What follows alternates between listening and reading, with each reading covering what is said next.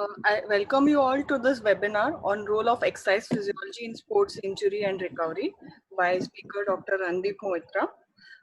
Okay, so I request everyone to please subscribe to our YouTube pages and Facebook page of IAP so that you can get regular updates and view our webinars. If you have any questions to the speaker during the webinar, you can put them in the chat section so that it will be addressed at the end of the webinar. Today's webinar is being organized by IAP West Bengal. So I request Dr. Kaushik from West Bengal to please take over. Thank you, ma'am. Good evening, everyone. Today's topic, we all know that exercise physiology role in sports. Our speaker Ranadeep Moitra present is there. Arindam said our secretary Rishi Raj CC is shown.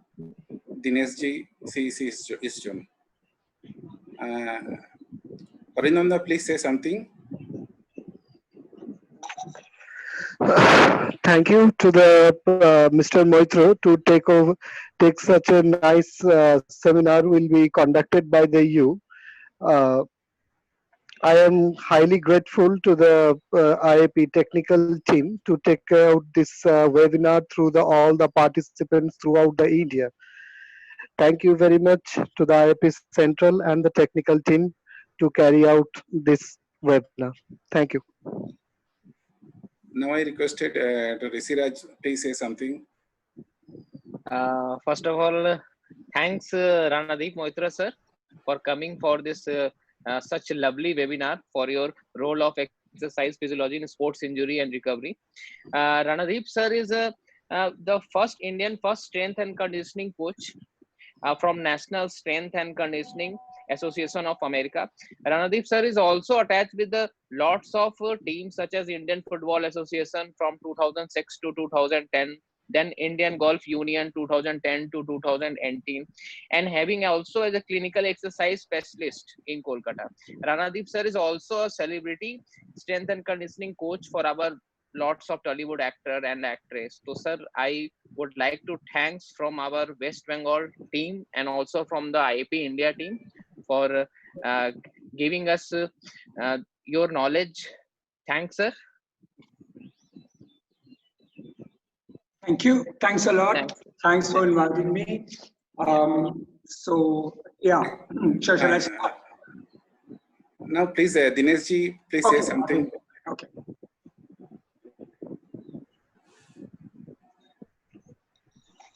Audio is not visible.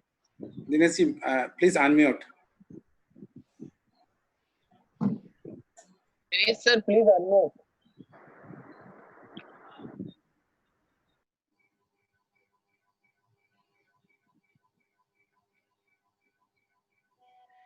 Maybe he's not hearing, so I request Vinod Kaushik. No, already unmuted. Okay, so. Oh, no, once again. Okay. Now, now you are audible. Dinesh ji. Good evening, everyone.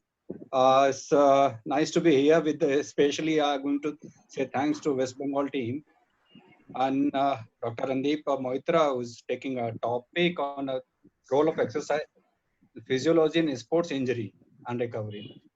So nowadays, especially whenever we talk about a physio, the first thing coming to the mind, that is a sports. And sports, basically I'm going to say like is upcoming, but still we are some point we are lacking, and especially a physiology part. I'm going to say thanks to Dr. Ranadeep Moitra, who's taking a topic on this, and definitely is going to help to all the physios. And thanks to West Bengal team. Go on. Thank you. Thank you, sir. Now I requested Vinod sir. Please say something. Sir, from the India, the technical team, IAP Zoom, I welcomes all of you, and really seems very nice that the preparation has been done for this webinar. That Dr. Deveshwar Mishra, he is in the gym, and all that preparation has been done. Thanks a lot for everyone. And please subscribe our channel, IIP India YouTube channel. Thank you very much. Please, we can go ahead. Thank you, sir. Rishiraj, sir. Thank you. Thank you. Now, Ranadeep Moitra. Ranadeep Moitra sir, please say something about yourself and you can start your sessions. Thank you so much. Thank you. I want to thank everybody, all the members of the Indian Association of Physiotherapists for inviting me today. It's been a pleasure talking to such knowledgeable people. Of course, I am not a physiotherapist and it's not my intention to talk about physiotherapy because you're not experts in that. My real purpose of today's talk is to share strength and conditioning coaches, we are or should be mindful of injury prevention. And if an athlete, if a person has been injured and has received physiotherapy, how we can help in getting him back to real life so that he goes back to his old and profession or his old sport. So that is where we come in. And every time somebody steps in for training, we try, our first role is safety. Of course, when you say safety, now it talks about, we safety of wearing hand gloves and mask.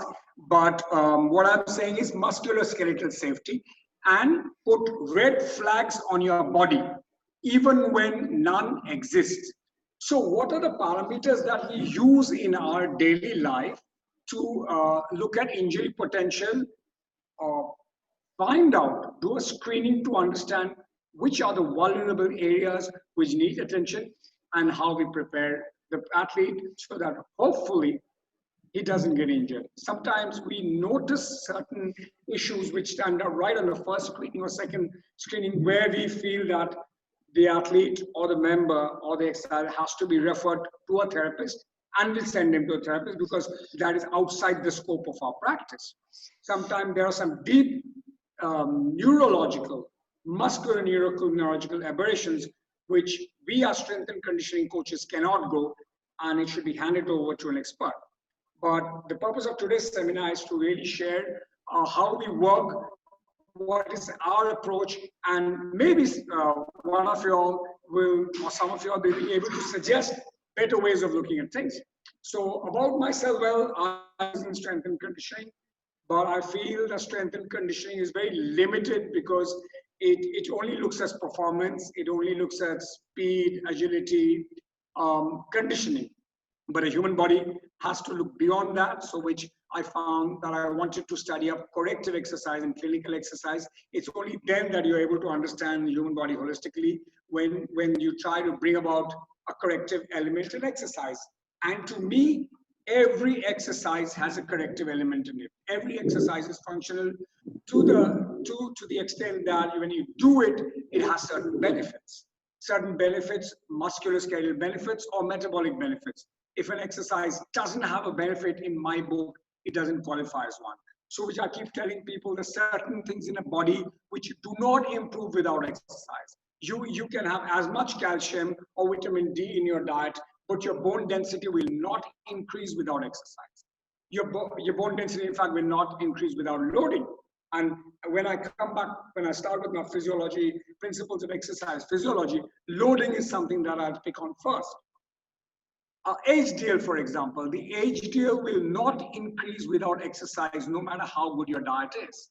The LDL will not come down without exercise. So to me, an exercise has implications which go beyond just performance to life-changing or health-improving benefits.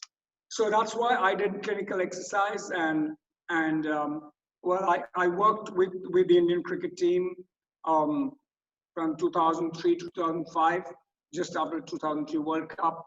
And then I worked in football for a while, and that you've seen, I worked with the East Bengal team. And then I was attached with IFA for quite a while. And then I did my golf biomechanics. It's very similar to biomechanics that we follow in everyday life. It's no different. And of course, then I did my clinical exercise. And now we have 3 exercise studios in Calcutta, corrective exercise studios in Calcutta called Endorphins. And that's where that takes most of my time now. So that's about me, and I think we are ready to launch today's subject. If everybody's ready, we'll start with the principles of exercise physiology. And I said the principles of exercise physiology are overload, in fact, actually progressive overload, adaptation, right? How the body adapts to exercise load, and how we need to follow these principles, because in the long run, only if the principles are followed will you keep the athlete from injury. And what detraining does to you. So progressive overload, adaptations, and the various things that take place in the body with exercise load. So let's start first with load. In anaerobic exercise, load refers to resistance, right? But actually, load can be varied also in many ways without adding load, without adding resistance, by varying the rest period, by varying time under tension, speed of movement, we can change loads. So overload means that a person has to be introduced to load which the body has not felt or experienced before. Only then will the tissues in the body change.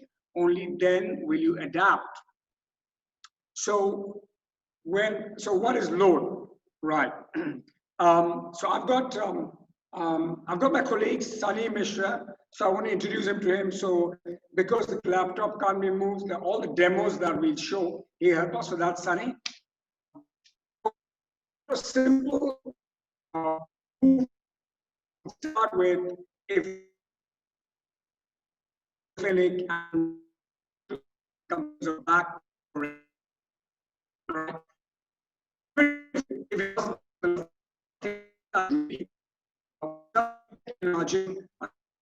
Is a bend pattern. A faulty bend pattern will throw deep roots. So the first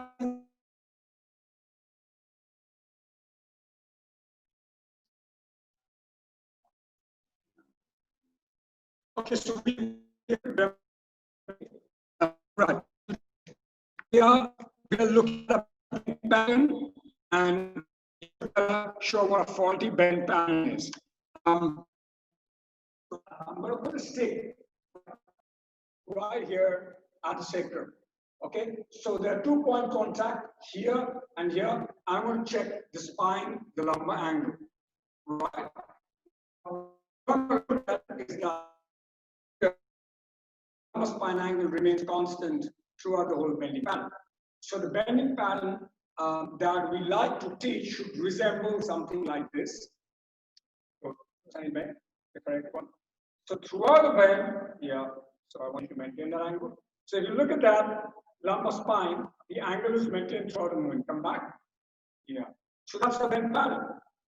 Again. But, and so this is the simplest form up again. So when you talk about overloading the body, the system, this is the simplest form of loading in a bend pattern. Okay. But what you might see, just to show, what you might see is just do around.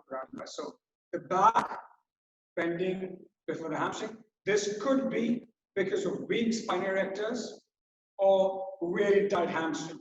So whenever we see a back bend pattern, we will not load the body any further until we correct this. So now we tend to identify the reason why the bend pattern is faulty. Because if the bend pattern is faulty, then we go and hurt the athlete later on.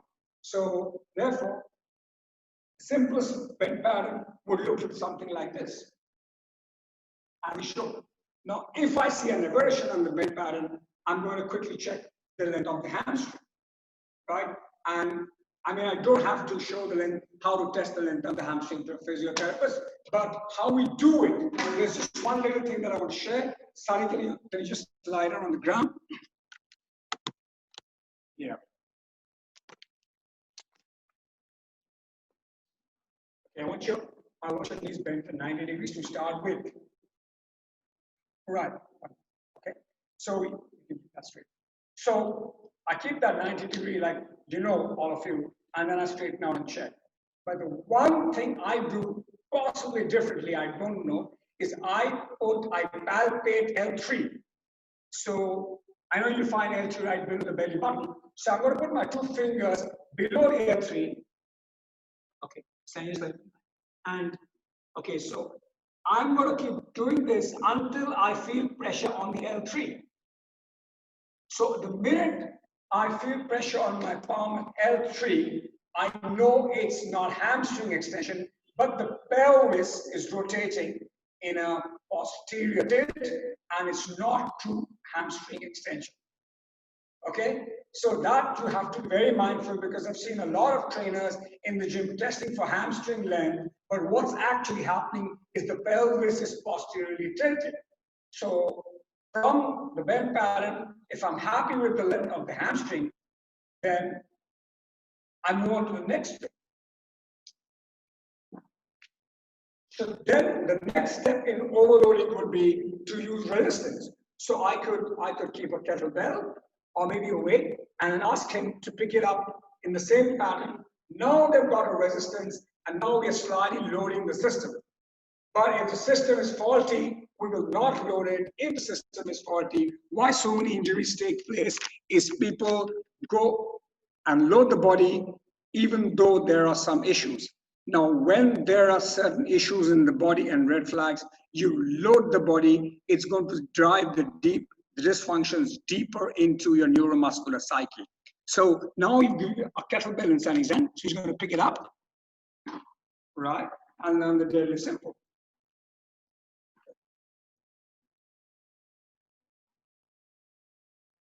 So do a few reps. So I want you to observe everybody. So that's a common bend pattern, picking up a load from the ground, which you have to use in everyday life, whether you're picking up a flower pot from the ground, a mother picking up a baby from the cot. So this movement is what we use in everyday life. Yet it's such a simple movement. You'll see a lot of mistakes people make in bend pattern. I see a lot of people don't have a good bend pattern, and it necessitates the hamstring. That's fine, Sunny. Okay, so now what we notice when he's picking up is the hierarchy of firing in the muscles. What is the primary muscle that is dominating the movement? Okay, is the movement being dominated by the glutes, or is it dominated by the lumbar erectors? Now, if you see the lower back firing before the hamstrings and the glutes, I repeat, if you notice in your eyes, and I feel that you should be able to pick it up in your eyes. Again, if you're not confident and you've got access to the K-West, you can use a K-West to test the hierarchy of muscle firing, the sequence in which your muscle is firing, but most of you are experienced enough to notice in naked eye which muscle is firing first. So it's extremely important that this movement, a bend pattern, is driven by the glutes and the hamstring, and the lumbar erectors only come in the last 30% of the movement. And can you just do a movement where the pick up, the back is firing first. Yeah, so that's a rounding of back, but I mean when you're getting early extension, right? Okay, so do another extension. Yeah, so you can see that before the glutes are firing, that the lumbar is getting into extension. Now that's dangerous. And the reason why it happens is because we know the lumbar erectors, the entire spinal erectors, are tonic in nature. And a tonic muscle will always fire faster than a fascic muscle, particularly when they are in synergy. So the lumbar erectors and the hip extensors are synergistically related as dominant hip extensors. But the problem is, well, it's not a problem, it's a phenomenon, is that these are fascic in nature and these are tonic in nature, and the tonic muscle will fire faster. Okay, so but I'll come to that later. But these are just screen that we're picking up, and if you see that, we make a note of it, and we'll address it later. But because we're loading now, so I just want to show how we loaded from the stick to a just deadlift. The next in progression could be a loaded deadlift. Okay, so we're gonna part there. How do you show it? Yeah. So yeah. So I'm gonna demo a loaded deadlift. Now, from physiotherapists, I would expect every one of you listening to the lecture to be able to learn and demo this to your patients. Because if you don't have a correct bending pattern and pickup pattern, there's no way you've rehabilitated somebody with a bad back into daily life. Okay? Because it's extremely important that the brain understands the correct order of firing. So that's a loaded, it's a barbell, and that becomes a deadlift exercise where just do a few reps, right? Up, down, yeah, right. So that's the correct way of mode of firing. The exercise is just got a little more difficult because we've given more weights, and you can keep adding the weights because as you add the weights, you start overloading it more and more. Yeah. So if you want to make this whole movement a little more dynamic, more explosive, once a person understands the sequence of firing and you can make it more dynamic, you could do a kettlebell swing, which would look like something like this.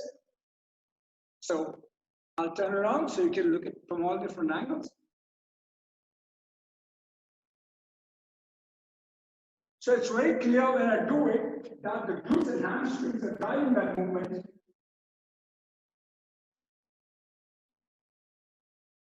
And not the lower back. Interestingly, I mean, all of you in sports rehab would have heard of Dr. Gray Cook. Dr. Gray Cook worked with this golfer called Michel who had back pain, and he only used 3 exercises to rehab Michel. So one was the chop and lift, the other was the Turkish get up, and the third one was a kettlebell swing. That's all he used to rehab Michelle Wee with a bad back. And she had such a bad back, she couldn't play golf for a year. So the kettlebell swing is an extremely important exercise because ultimately your patients are going to go back to real life and do dynamic movements.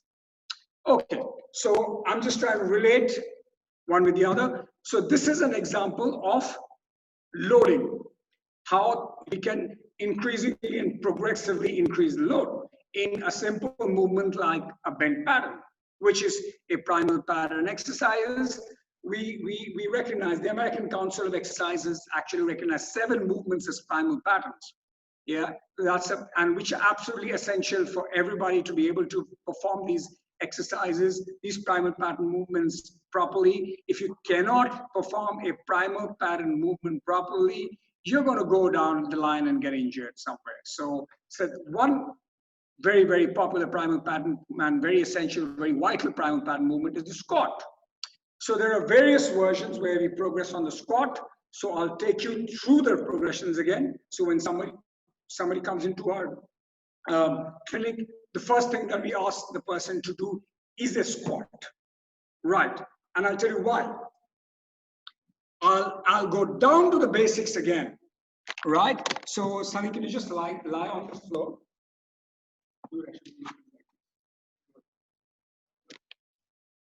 Just like, okay, so I'm going to do a single leg hip flexion. Now, in a single leg hip flexion, the client should be able to take it to 125 degrees, right? It's very important, the back of the thighs. Now, this is 125 degrees. Those who are more flexible can take it probably 130 degrees. But I'm looking for a 125-degree single leg flexion. Now, when somebody does a double leg flexion, it's going to drop to 110 degrees. They do a double leg flexion with our assistance. Okay, so, right. So, this is a prone position. Now, if I were to actually transfer him up, if I could just pick Sunny up and put him on the floor in a squat position, right? He should resemble this position in a squat. Inability to do this in a squat will throw up huge, deep deficiencies which need to be addressed. Okay, So what I'm going to do, I'm going to need help. I'm going to just pick you up and put you in a squat position. Can you help me? No, because I want to see where this comes from, right? Yeah, you give me a hand. I'll give you exactly how you are. Up you go, and there you go in squat, same position. Yeah. So if you see, right, what I want you to have a look at is that 120 degrees on the knee, hip flexion. Okay, the T-spine. Look at how the T-spine is behaving in the seated position. So we observe this thing. How is the T-spine behaving? Look down to see what kind of dorsiflexion exists over here. If a person is not able to dorsiflect the angle 20 degrees, they will not be able to achieve this. I'm going to just turn around. Look at the camera, look at the screen. Okay. So front view. This is how everybody should look in a squat. But as you know, this doesn't happen. This doesn't happen. People have all different kind of squat patterns. If a squat pattern doesn't resemble this, we need to find out why it doesn't resemble. So a couple of things that we see typically is right. So if somebody doesn't have good dorsiflexion, you would find that. Can you just show this? Yeah, it's very difficult to show aberrations, but this is a typical example. Observe the ankle, observe the knee. So there is internal rotation in the knee, which possibly, we don't know, because every time there's a doubt and suspicion, we need to look. So looking at a person like this, we possibly look at weak gluteus medius. We are looking at really tight calf muscles, could be the gastro and the soleus, right? So that's one thing we have to look at. The other thing that we see is I want to see. Okay, so this is a problem, right? So what this subject cannot achieve is while the lumbar is flexed, right? While the lumbar is flexed, if the thoracic spine can't extend, that means the person just relies on global flexion. So the vertebrae do not have segmental flexion. They do not have segmental flexion, and the whole spine is working as global flexion. But that shouldn't happen. Every person should be able to extend the thoracic spine and flex the lumbar spine at the same time. So if I saw someone like this, the first thing I would do is, okay, so we have to take a minute. How many are we getting it up? Okay.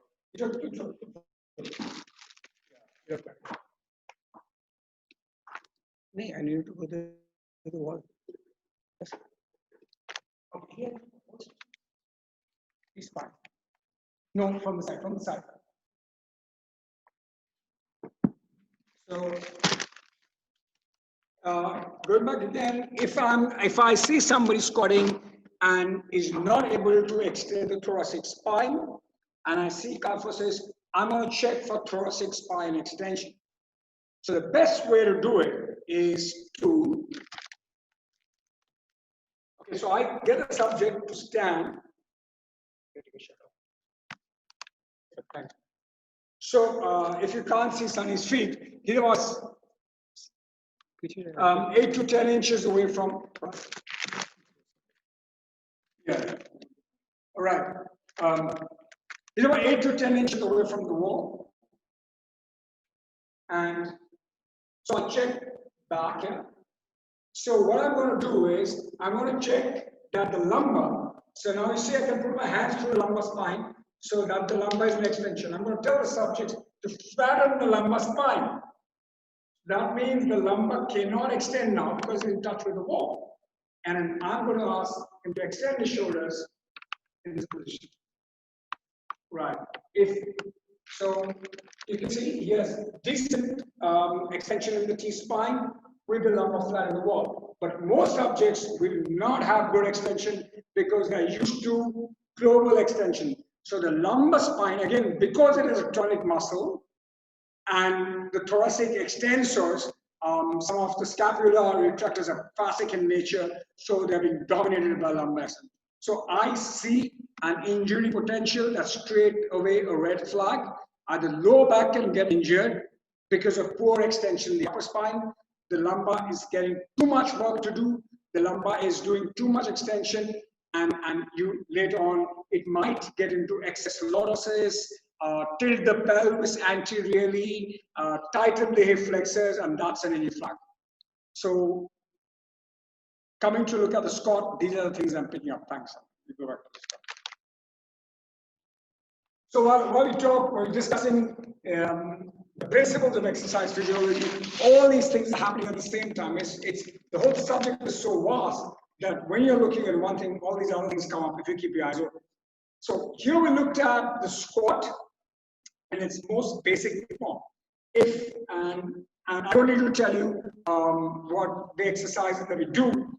If you have time later on, we could work on that on a question, what we can do to strengthen the gluteus medius, what we need to do to work on better dorsiflexion. There are tons of things that can be done. But here I'm just talking about overload and progression of that. So that is the first. But if somebody can't do that, what is the next progression in a squat would be to make the person sit holding on to a kettlebell. So you can do the kettlebell squat. You get tight and no, just holding on. That's too tough. Holding on the kettlebell. So we do a kettlebell on the ground and ask the client to take support.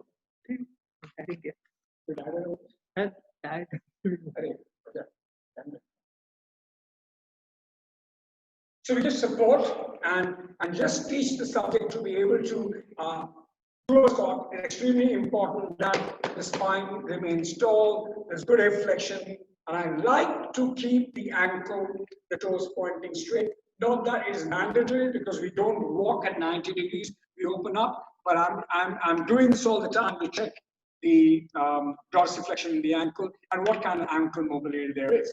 So once the person can do this, you can start loading the person up with weights to do a weighted squat. Yeah. So that's a great example of loading and progression. And because we are doing it in the correct form and the correct steps, we are eliminating all injury potential, and we will not take the exerciser to the next step unless they fulfill all the parameters of injury prevention in the step before that. Right, fantastic. So, if I'm happy that the person has a good goblet squat, right?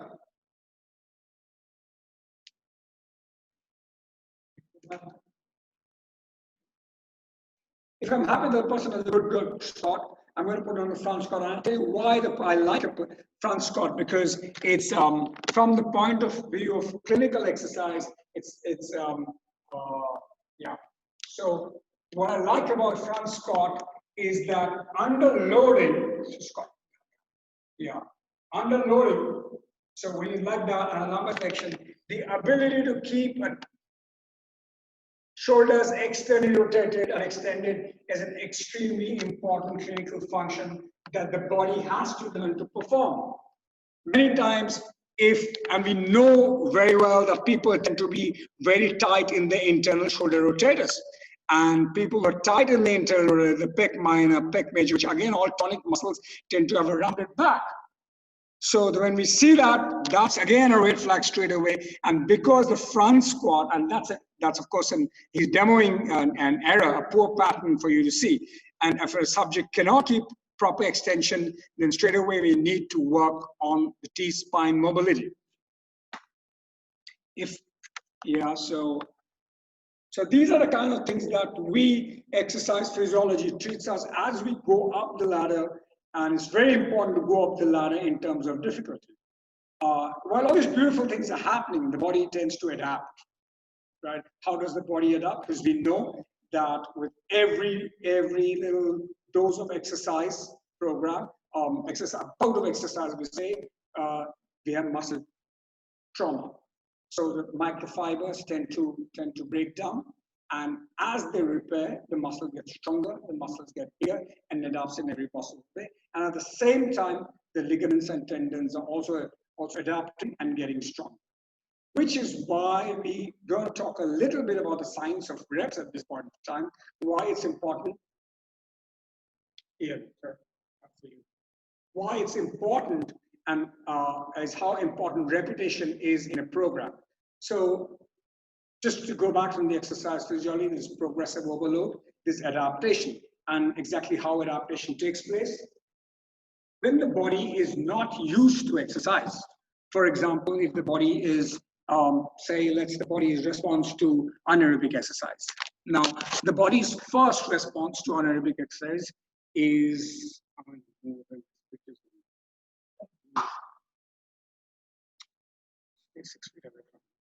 sorry, the body's response to anaerobic exercise is it will produce a lot of lactic acid.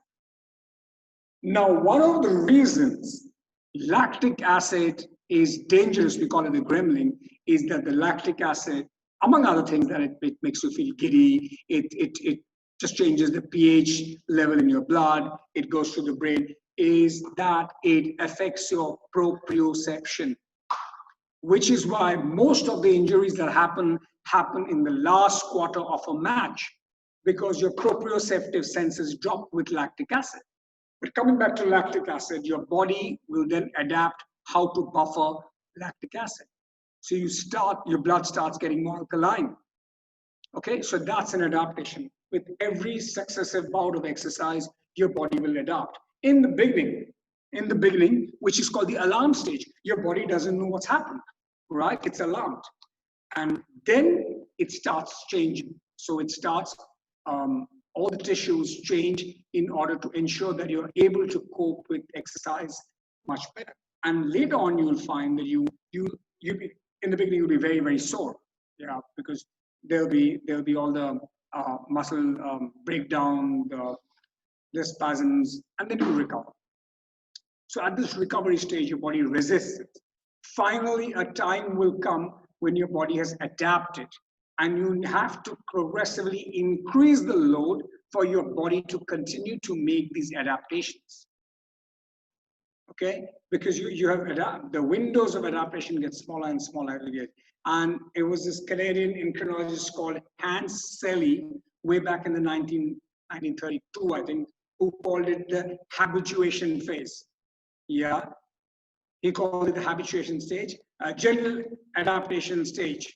Yeah, he called this, yes, where your body adapts, and then you have to ride above these adaptation changes. There are many techniques that we use to trick your body into believing that it needs new adaptation.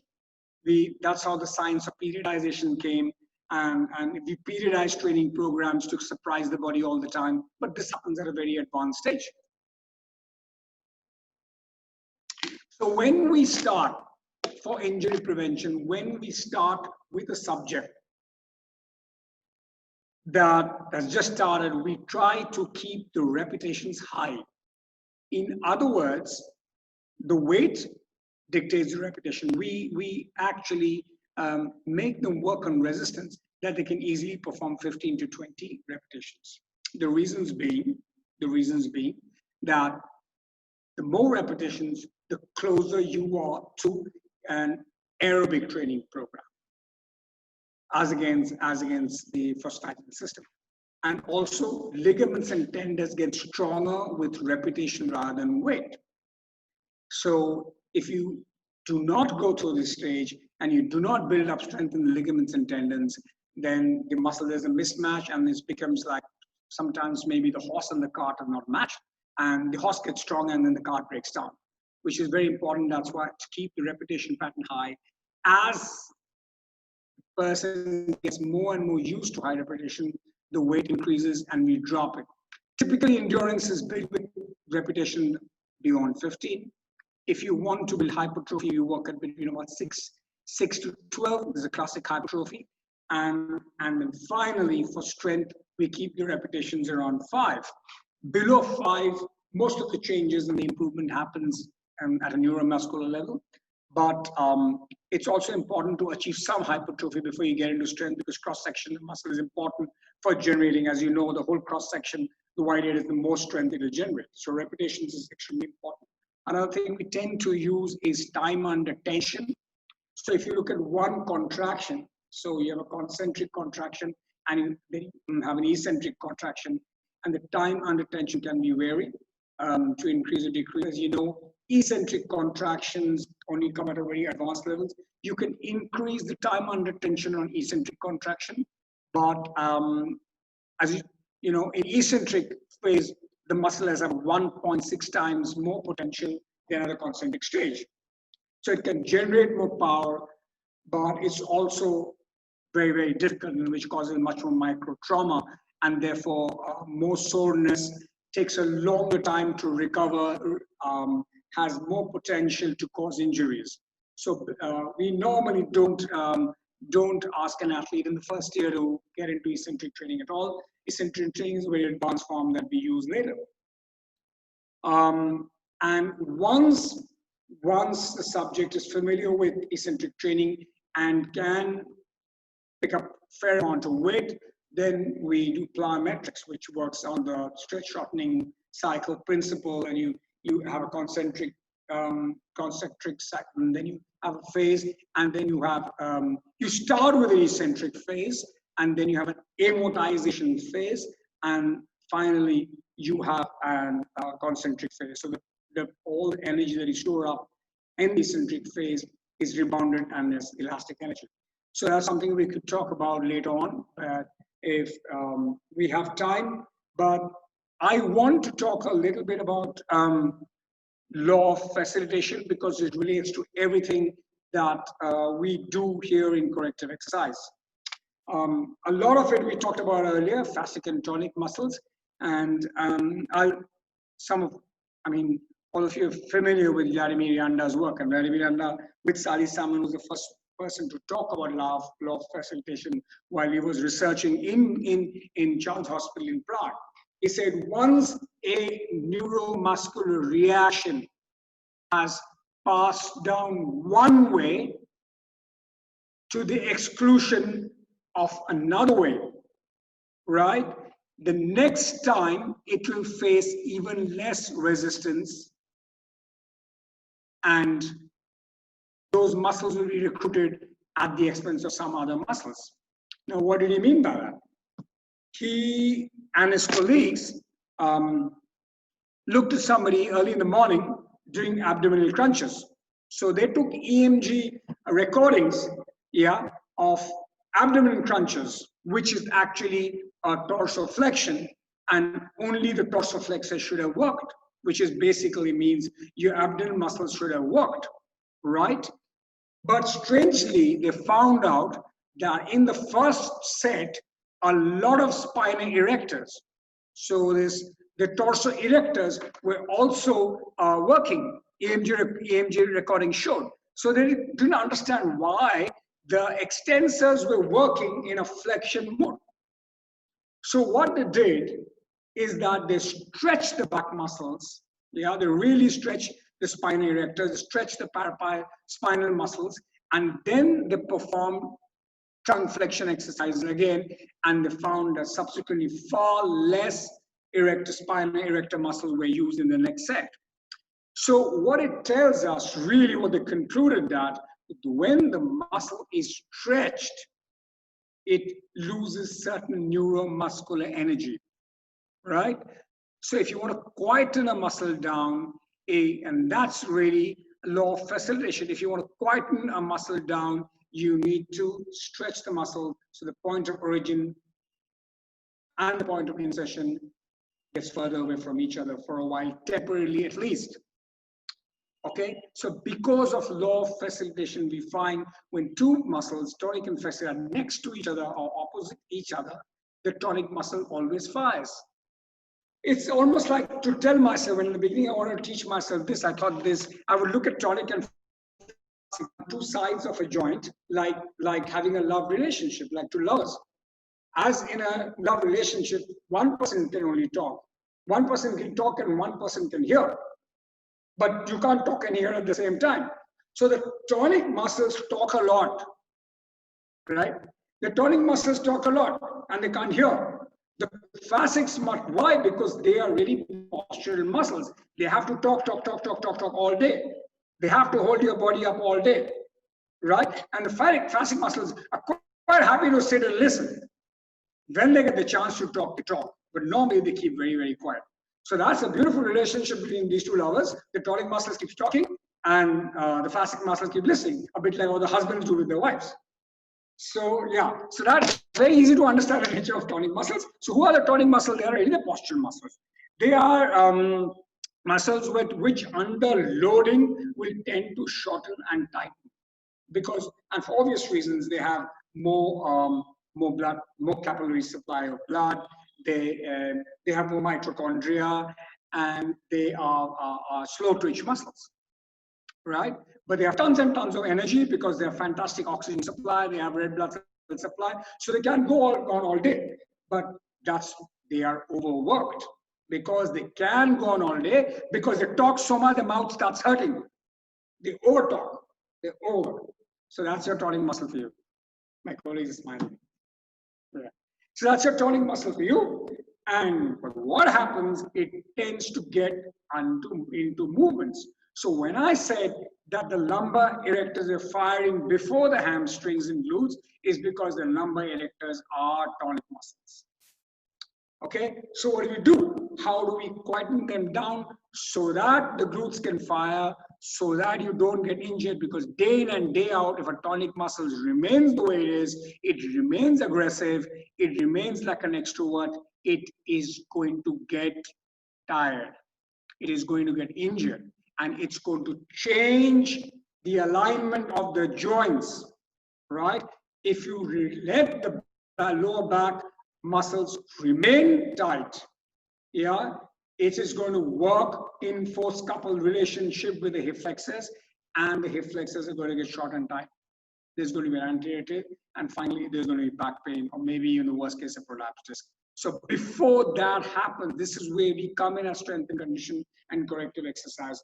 Before that happens, a full-fledged disc, we need to see it even in asymptomatic patient. Just because a person is asymptomatic doesn't mean that he doesn't need rehab. In fact, I always say that you need rehab, and you need rehab. You need to send people to people like you, not only to when you're in pain, but to improve the quality of life, because your quality of life is so closely related with the quality of movement. And if your muscles are compromised and there's dysfunction and imbalance, there cannot be quality of movement. So I'm going to talk two examples where the tonic muscles tend to disturb movement patterns. The best way, I suppose, we could do a rowing, or we could do maybe a row, T-bar row something, or a cable. Yeah, so I basically, we tend to give a lot of work to our patients, to our members, where we ask them to retract the scapula, right? So that they learn to use the rhomboids, they learn to use the middle traps, and they learn to use the lower traps, because the upper traps, right? The upper traps, along with the levator scapula, are tonic in nature and tend to get short and tight, tend to get very, very aggressive, tend to get overused, and tend to dominate movements. But the first time that we give them a scapular retractor, we find that they tend to use their traps. Okay, and we see that a lot. And I'm just going to demo one exercise where you will see that happening.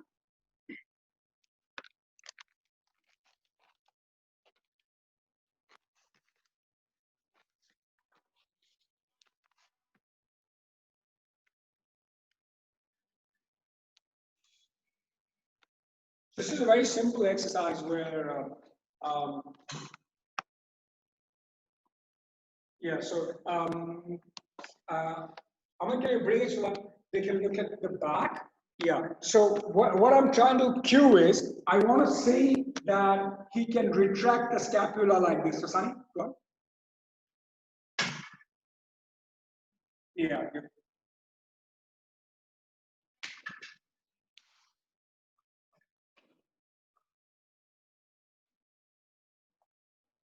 So, right. So I want to see that the scapula is retracting.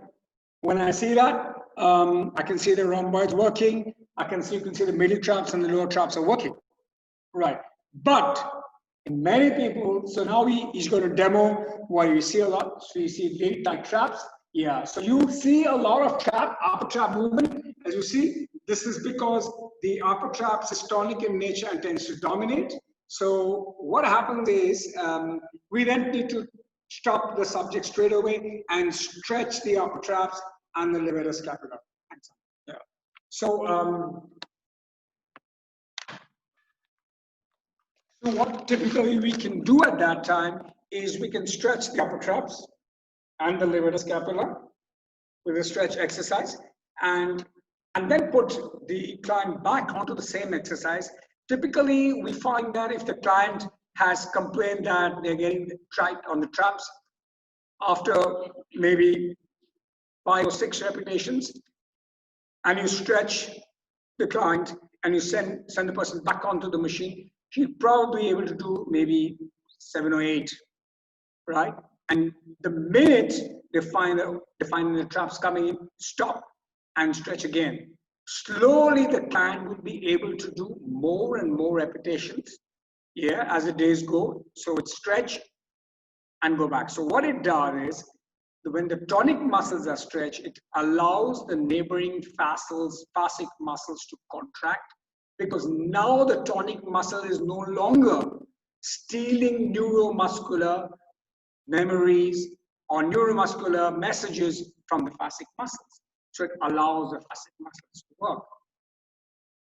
Okay, so many times I find that people are barking up the wrong tree when the reason is, so for example, I have seen, okay, so let's look at an example I see all the time.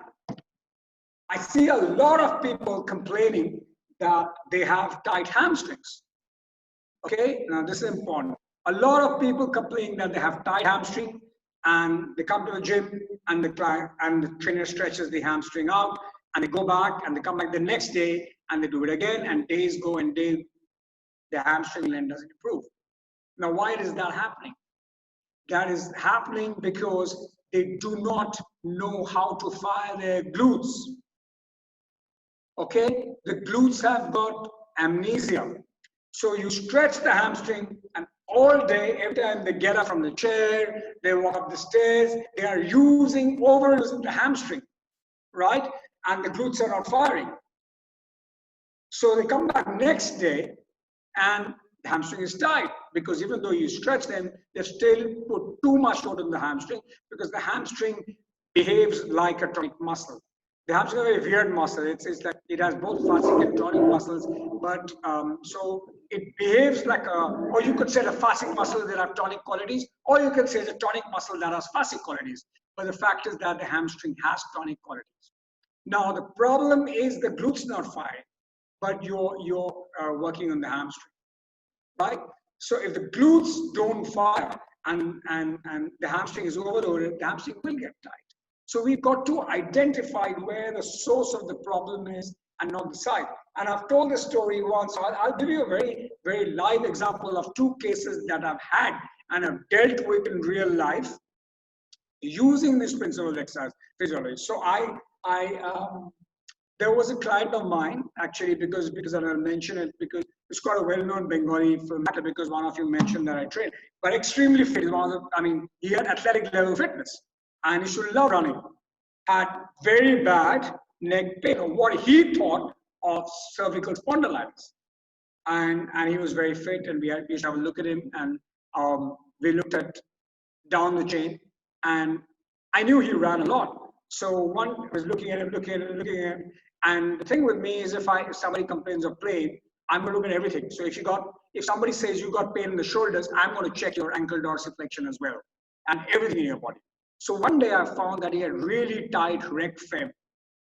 Okay, really, really tight rec fem, because he ran a lot. He put in a lot of work. So he had tight rec fem, yeah, and when you have tight rec fem, and I need to really demo this to you for you to understand. And can I just look? Okay. So have a look at it, and you must be seeing it in your experience. So let's start on your stomach. Yeah. you can. So you will find that somebody who has to, obviously, if somebody has tight, good rectum, he should be able to touch the butt, right?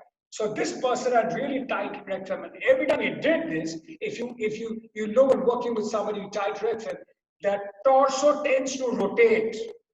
I don't know whether you notice it, but when you do this, Sunny, can I do that? Yeah, can you see? Can you see the rotation? That happens a lot when people have tight rectum.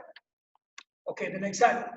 Thanks, Sunny. So I just wanted to show, try to get the butt to touch the heel to touch the butt. You will find that the lower back tends to rotate. Yeah. Now, remember this person was a runner. And if a runner doesn't have range of motion where the heel can go and hit the butt, we call it running through the back, because then the butt tries to go towards the heel. And if you have tight rectum, you typically tend to have really tight lumbar erectors as well. So you have an overworked lumbar erector trying to reach out towards the heel, and there's a rotational component in the lower back. And if you've seen what happens when, what do you call that? When like a tornado which goes up like that, there's a phenomenon for that. So when there's rotation in a spring and in the vertebra, a rotation always travels up like that. Yeah. If you see in a storm and the leaves, they all sort of go up like this. So there's a spiraling effect of that, and it goes up the spine. And your atlas will try to stop the rotation, because no human being wants the eyes to be disturbed. Because the eyes help us to look at our prey, the eyes help us to look at our predator. So the atlas will stop the movement here, and guess where he was getting injuries? On the neck.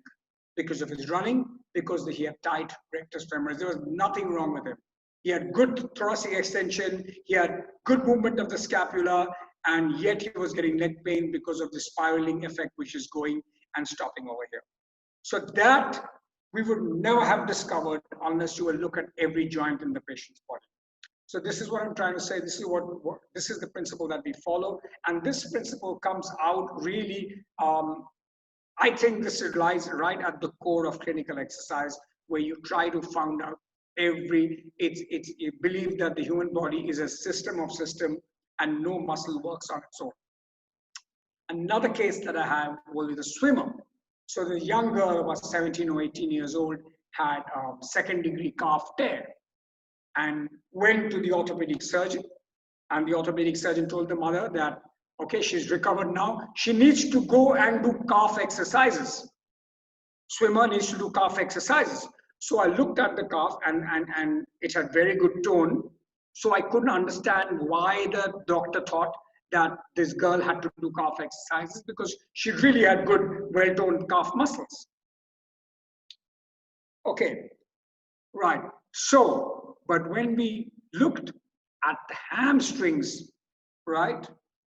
They looked at the hamstrings, and then we looked at the hip flexors. Again, she had very, very tight hip flexors. Very tight hip flexors. So the hip flexors and everything in front of the thighs was getting facilitated. Everything at the back was getting inhibited. The entire posterior chain, the hamstrings were inhibited. So every time, as in swimming, if she toppled over and had to kick the wall with the hamstring and the glutes, she was using the calf muscle. Right? She was using the calf muscle because the calf was strong. The hamstrings and glutes were weak, and she got injured in the calf because the calf cannot perform the role for the hamstring and the glutes. And that's the irony. The doctor wanted her to do calf rehab. She had to do glutes and hamstring strengthening. But the glutes and the hamstring strengthening wouldn't happen unless you opened up everything in front of the body. So that's really, these are the things on exercise physiology that we use and apply to our training, right? I'll take a bit of a break now to address questions. Otherwise, we just tend to go ahead and you know, it just goes nowhere. So let's take a break now and go back and just talk about some things that we did. If you don't have any questions, then I can go ahead, because as those who know me know, I have lots to say all the time. Can you explain that again? When you said that again, what do you mean? There's a question. Kaushik, can you interpret that question for me? There is a question. Okay, right. The swimmer's case, right? Okay. So the swimmer had an injury in the calf muscle. Now the calf causes extension, right? Causes plantar flexion. Now, when in a swim, you're turning around, you're pushing the wall, you're using entire extension. But the human body has strict movement. If you're not, so when you push against the wall, it's like a frog kick. It's like a kick. So your glutes, hamstring, and the calf will work in that order, in the correct sequence of firing: glutes, hamstring, and calf. But what happens now? Listen to this very carefully. What happens if you've got tight hip flexors? The psoas are really shortened and tight. The rectum is tight, and because they are tonic muscles and they are on the opposite side of the joint, they are not allowing the glutes and hamstring to fire. So the poor girl is using the calf all the time to push against the wall, and therefore the calf has got injured out of overwork. Now, the key in rehab is not to strengthen the calf anymore. The calf is strong enough. The key in rehab is to first strengthen the glutes and hamstring and even before that, to stretch out everything in front of the body. So the hip flexors need work on, and as you know, the psoas muscles, according to Yanda, 85% of human beings have dysfunction in the psoas. I think you understood this. The best book to read, I haven't actually read any book of it. Actually, yeah. Right, from Hari Vignesh to, okay, yeah. Hari, you understood this case, yeah, good. So I'm just stopping and addressing any questions. If somebody could just moderate this and tell me, yeah, good. So what should be the basis of overloading? I mean, how to determine what should be the way to, okay. That's a good question. When a person can perform all the repetitions of an exercise that you have decided. For example, if it's a beginner and you have decided the person should be able to do 15 repetitions. For example, you give an exercise like a one-leg deadlift and you say perform 15 reps. So I performed one. In the beginning, I will struggle to perform 10. But the day I perform 15 and I find that I can do 2 more repetitions, 25% of 50, well, 25% more. So 2 more repetitions on 2 successive days, it is time for you to increase the weight. So basically, if you can perform all the repetitions and do 2 more and 25% more, it's time to increase the weight because the physiological system has adapted to the load that you set. Now it's time to overload. And remember, the body becomes stronger by overload. So I see a lot of physios, no offense meant to anybody, they're working with TheraBands and they're working, but ultimately the athlete needs to go back and work in an environment where he has to be safe. Is there any apps and tools to measure load? No, you can measure physiological load. See, physiological load is of 2 types. It could be cardiovascular load. The most simplest way to assess cardiovascular load is to check pulse. Okay, and the simplest way to assess musculoskeletal load is to look at rate of perceived exertion. Okay, you have to notice that how exerted the athlete is getting after the repetition, but you can really keep it safe in the beginning. You can choose, even with children, you can choose numbers like 15, 16, which will not cause any damage. In fact, when an athlete is injured, it's better not to give any repetition below 15. Why? Because if the athlete is failing below 15, then the load may possibly be too much for that athlete at this point of time. It is better to work with more repetitions, and as the athlete gets stronger, and you can increase the load, and you'll find that the athlete will fail earlier and earlier and earlier. Okay?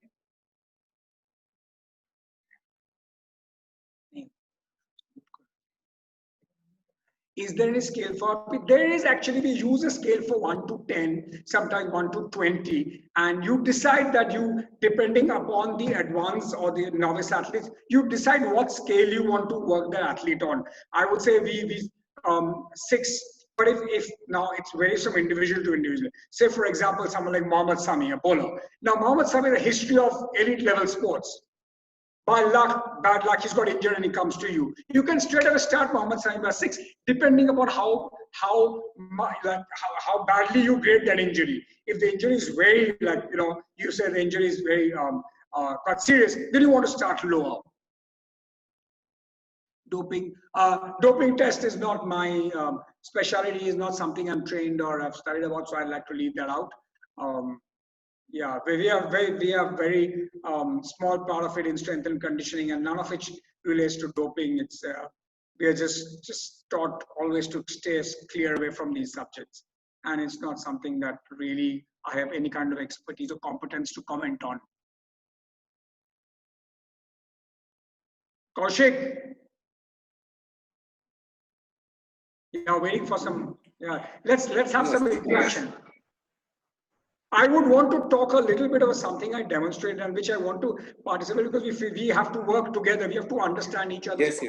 There's something that I want to talk about, a squat, because in my book, that's perhaps the most corrective of all exercises. If somebody can squat properly, so one thing I just want to show everybody.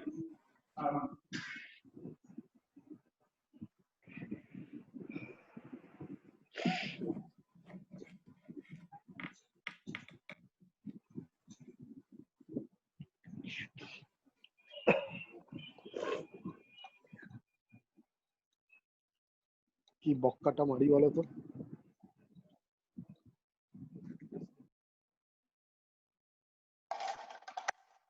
Okay, so I'm going to show you this. I think you can see it, dumbbell. Now, so this is the femur and this is the tibia. Okay, and many places I've seen, I know many people tend to ask me, should you squat deep? Right. So when you squat 90 degrees, okay, Aman, can you go piche and show me a 90 degree? So if you can see him squatting, that's a 90 degree squat, right? No, that's not 90, that's more than 90. Can you show me 90? Now, a lot of people squat like that. This is an indication something is wrong with the body. And just see what is happening. This is the meniscus. This is the knee joint. See how the femur is on the knee joint. All the load is on the knee joint. Now, we slowly go down. Slowly go, actually I should do it this way. This way. So from here, slowly go down, down. So entire weight is shifting on the hip. Look at that. The knee is completely free. Okay, so the ability to deep squat and loading the hips is the key to knee rehab. You know, 700 crores every year is, I quote this, is spent on knee replacement. And it is a shame. It is an insult to physiotherapists and corrective exercise practitioners that people should go for knee replacement. Okay, it is an insult to us. And it happens because people do not learn how to squat properly, how to use the hips, and how to use the ankle. The knee is a slave joint. The knee is a complete slave. The knee does nothing. The knee has no say in matters. It only follows its master above and his ankle. The ankle and the hip, so all the muscles around the hip complex, which means very important, the glute and the hamstring, and the ankle below is what really affects what's happening at the knee. I talked about the knee because knee and back. In fact, today in my Instagram post, I put a post on neutral spine, and 85% of people get back pain. And most people get back pain because we do not look at the spine differently. We give same exercise to someone with an anterior tilt. We give the same exercise to people with a flat back. We give the same exercise to people with sway back. People get the same exercise to multi. People go to therapy centers and they're given a photocopy of exercises. as if everybody's spine is the same, but everybody's spine is not the same. Okay, and I've seen it being done, and I can show you those photocopies. There are two people, right? Somebody's got a 7-degree pelvic tilt, 7-degree pelvic tilt, and a 42-degree spine angle has been given the same exercise as someone who has 33-degree spine angle and 2-degree pelvic tilt. Both have got back pain, both have got prolapsed disc or a herniated disc, but both cannot do the same exercise. Because before we give an exercise to someone with a back pain, we have to look at everything. We have to look at his shoulder, we have to look at his ankle, we have to look at his glutes, we have to look at his pec, everything. We have to look at his breathing pattern. Very true. Actually, some practitioner doing the malpractice or something or less knowledge, but we should follow the best protocol. Okay, there's a question. If it's a guy 20 years old and can't get up from bed, how can he squat, right? Now, if a 20-year-old boy can't get up from the bed, that's an acute case, right? It cannot be a chronic case. Acute cases have to be treated in SOS, right? There's obviously some trauma, and that trauma could have deep physiological or deep psychological or neuromuscular issues. So I'm not saying that every squat is the solution to all back pain, but an asymptomatic patient should be able to squat as we have shown. Because why? It's not because Ranadeep Moitra is fancy, because if somebody can squat, I know he has excellent dorsiflexion, has got excellent hip flexion, has the ability to extend the thoracic spine when the lumbar spine is flexion. So musculoskeletally, you looked at the whole body, they can be has got excellent hip extension and flexion. So that is itself a screen. In fact, we use the overhead squat as a screen for a lot of you who've done Gray Cook's functional movement screen. We use the overhead squat like a hamstring, like a step up, like a hurdle. So these are screens which they tell us, and we use the screens all the time. Now, if a 20-year-old boy can't get up, it could be an acute attack. It could be anything. It could be a reactive arthritis. Yeah, it could be an autoimmune muscular attack. So it's very difficult to generalize. But I want to ask the source of that question. Why has this question been asked? Is it a real case? Is something like this happened? There must be history. Well, that's okay. I was 18-year-old and I couldn't get up from bed one day, and that's a fact. Kaushik knows that. Yes. You know that, yeah. I finally ended up squatting about 140 kgs. But that's very true, Jonathan. I'm sorry, somebody was saying. Is it came to the gym? Squatting. Piriformis syndrome. Yeah, piriformis syndrome cannot happen overnight. There must have been signs before the person. Piriformis is tricky because it resembles many symptoms of if you have spondylolisthesis at a very young age. Yes.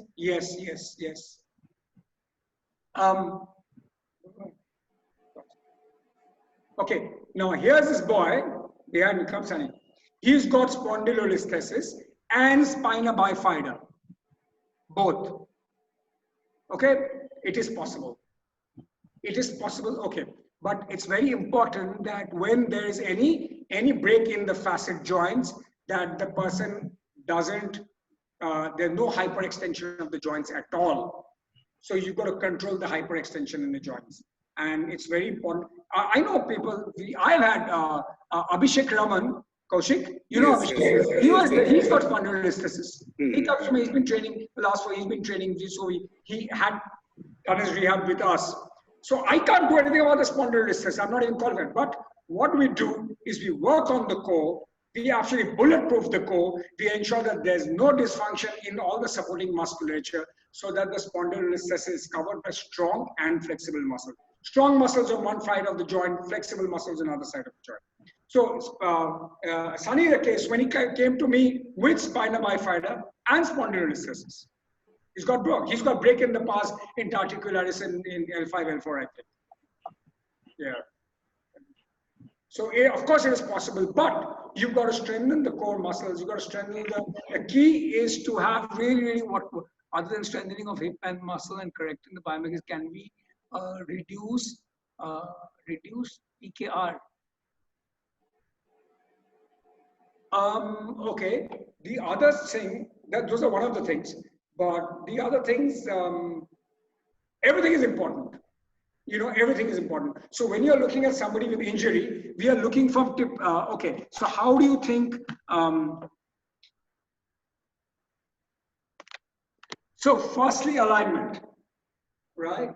Alignment tells us a lot about what is wrong with the joint. So when you load my system, how am I aligning? When I'm walking, I'm loading, how is my knee aligned? Now, while it is a function of the knee, it also is how your hip. Because when I see this, it's the weakness in the gluteus medius, right? If it's weakness in the gluteus medius, it's bound to affect my hip. Anything which affects my hip is going to affect my spine, right? Now, for example, when I am walking, right? So it's a function of when I'm rolling my leg over, right? This is the left leg, as you can see, so the adductors in the left leg and the gluteus medius is stabilizing this hip so that my hip is able to, so the QL able to lift the hip up and drop a jump. Right. Now, if I have an injury here, it could be because of poor stabilization here. So you cannot segregate the body and look at where the pain is. You've got to look at everything. Now, the last question, other than that, yeah, everything. You've got to look how the thoracic spine behaves. You've got to look at whether there is segmental extension in each vertebra in the spine. You've got to look at proprioceptive senses. You've got to see whether on alignment the knee aligns. Everything you've got to have a look at. Yeah. Actually, TKR, all those things, actually, all the degenerative disease. Yeah. I don't. If I see degenerative disease, I send them to a physiotherapist. I do not advise the physiotherapist how to do that because you're an expert in that. I am merely talking about my subject. My subject doesn't look after. I treat my degenerative disease, and you know I've treated with exercise, and physiotherapy. But it's a combination. How do you train an athlete with patellofemoral syndrome and anterior knee pain? Okay, good. Yeah. Okay. For patellofemoral syndrome, you've got to stop any kind of impact while there is inflammation. That's absolutely. So anterior knee pain, no jumps, yeah. Loading, no deep loading only to the point where there is pain is felt, yeah. And flexibility across. So while now my approach is, the problem is here, okay? There's anterior knee pain and this patella, you got a jumper's knee, patellofemoral. What can you do about this? What can you do about it? You can reduce the inflammation. So you can look at all the therapeutic modalities, reducing the pain. Beyond that, you can't do anything. What can you do? Right? But you can strengthen the glutes, you can strengthen the hamstring, you can ensure. I am not a big one on strengthening the quadriceps because I hardly ever see, I tend to see more imbalance in the quad. So I tend to see it short and tight rec fem rather than weak. So I am more a posterior chain. I find that strengthening the posterior chain has a greater effect on knee pain than strengthening the anterior chain, even when they're anterior knee pain. So that's my theory. I've seen it. That's the way we work. That's all we can do. So I send my person to the physio to take the therapeutic modalities. If it's acute stage, obviously, if it's in too much pain and inflammation, I will not load the body, which is why coming back out to the first part, loading principles, how I load the body, I will only, so for a person, this could be high load. That's high load. Maybe for another person is no load, but we have to look at each case separately. So if I can do this and I don't feel pain, but I will keep you moving. I will keep you moving to your pain-free range. And I will keep you moving in sort of exercises which challenge your sense of proprioception, which challenges how you move. I would, for example, not like to use machines at all. I don't believe in exercises like knee extension and knee flexion, hamstring curls at all, which I see a lot being used. But what I'll do, I'll try to see if I can increase the end range of movement in extension. Yeah, terminal extensions work a lot. But actually, you guys are the best for these kind of things. This is not my area. You ask me, I answer. Yeah. So, see, I am not type to replicate what a physio does. I respect the job of the physio. I would never. I would. If a person can do a deep squat, I was always encourage a person to deep squat. I do not believe that deep squat is bad for the knees because there are numerous studies done, particularly in weightlifters who do deep squats, and sometimes they even get interrotated.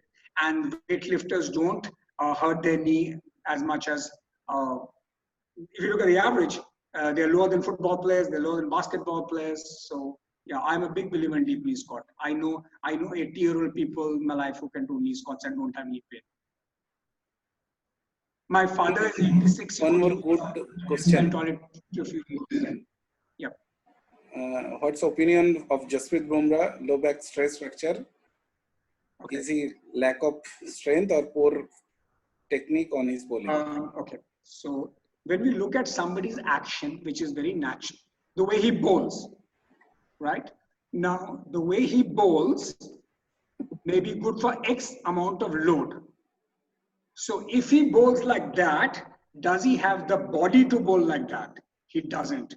He doesn't. There's nothing. So instead of trying to change his action, I prepare the body.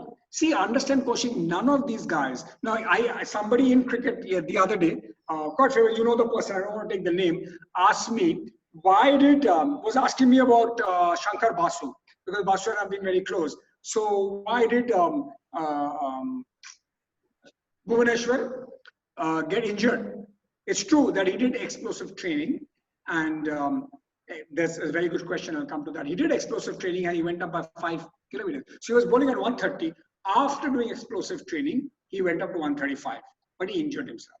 So that is a fault of progression. That is a fault of overload. The Bhuvaneshwar Kumar was not ready for that kind of exposure. Of course, his function improved, but his body couldn't take the load because he hasn't done it till 25 years old. And these things should be done when they're 12 years old. Now, you know, you've heard of Steve Jones, right, Kaushik? Yes. Now, there's nothing wrong with what Steve Jones teaches. Steve Jones teaches hip extension and rotation through the hips. Fantastic. But you've got to train for that since you're 12 years old. You've got to be very strong. It's very, very hip dominant. And that's what we teach in golf, that everything happens from the hip. In hard hitting, you have to tell him, plonk the leg, block it, and use your hips. It's a new thing, but you can't teach the technique. There's a physical part of it. You've got to get the body ready to use that technique. So what's happening is we are teaching the technique, but we are not getting the body ready before they get the technique. Got it? So then you've got to get injured because that is a mistake in progression. The body hasn't adapted. So this is a mistake of exercise physiology, because people who are teaching these things are not respecting. And Kaushik, I'll tell you, when I look at strength and conditioning coaches all over the world, and you know this time I help select somebody, they don't look at corrective exercise. It's not their problem. So he's teaching a drill, and I can see that the boy has poor dorsiflexion and there's internal rotation. That's not my problem. So he gets injured, and then he goes to the physio, and they say, why did he get injured? Of course he's going to get injured. So I look at somebody coaching and I see rounded shoulders. Yeah, the boy bowls well, and because he's like this, very, very tight over here, the breathing pattern is all wrong. The breathing pattern is all wrong, and you're trying to improve that boy's stamina, but his breathing pattern is all wrong. How is this going to happen, Kaushik? Is he not going to get injured? Yes, and so he's got injured. And if you say he's got injured because first of all, correct his breathing pattern, then you can correct everything around it. Pec minor is tight, pec major is tight, poor retraction, scapula gets in there, then get a slap there. I can see the slap on him right now. He will get a slap. He gets a slap. So so that's what the question, where do we look? Just by doing shoulder? No, he has to be taught to breathe properly. Unilateral movement, yes, the unilateral movement research shows has great effect carryover into bilateral. Okay, so while, for example, most you would feel cricket is not played unilaterally, right? You're using both your hands, but there's a huge carryover benefit. For example, doing a one-leg deadlift, and let's put it this way: in say, why talk about cricket? Any sport, there is a part of it. Running is a unilateral thing. Running is unilateral. So your efficiency unilaterally will have a great carryover into a bilateral. And what it also does is if there is weakness on one side, if you're one-sided, we tend to override with the other side. So it gets balance developed. A lot of injuries happen because of one-sidedness. Yeah, so unilateral training can eliminate one side and prevent injury from that aspect.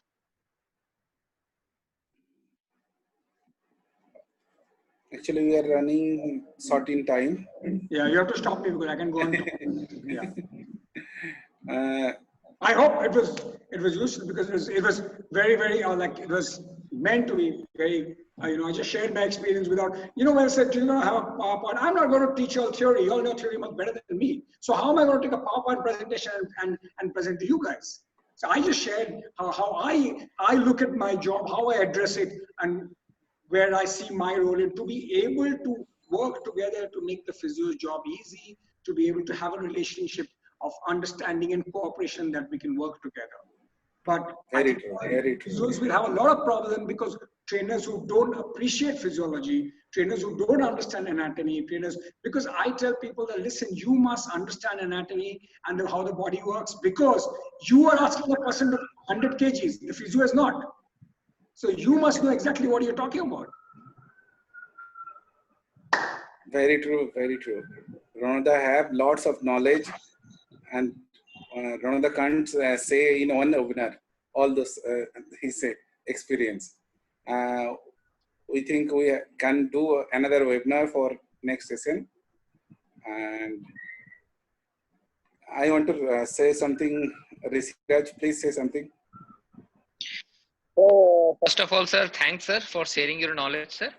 Sir मैं ये बोलना चाहूंगा sir आपने sir हमारे profession को इतना अच्छा से बताया कि हमारा प्रोफेशन कितना आगे जाएगा और कितने आपने बताया कितने सारे डिजीजेस हैं जैसे कि आपने ऑर्थोस में बताया फिर जैसे आपने बताया सर कि प्लेयर्स को इतने नहीं मालूम है कि कैसे किस तरह के टेक्निक से यूज किया जाता है जैसे कि कौशिक सर ने बोला था और एक दो जन ने सवाल भी पूछा था कि बुमराह को कैसे हुआ स्ट्रेस इंजरी सर आपने बताया of loading on loading sir तो सर ये हमारे लिए काफी नई चीजें हैं नई जानकारी है क्योंकि काफी लोग इसके बारे में हम लोग नहीं जानते हैं सर ये भी रियलिस्टिक बात है तो sir thanks for wonderful session sir और सर मैं नेक्स्ट भी चाहूंगा कि सर आप आओ सर नेक्स्ट वीक या कभी भी sir whenever you are free sir we will do that thanks sir बहुत बहुत शुक्रिया बुलाने के लिए thank you so much thank you Rishi now I would like to say something Arinanda, please say something.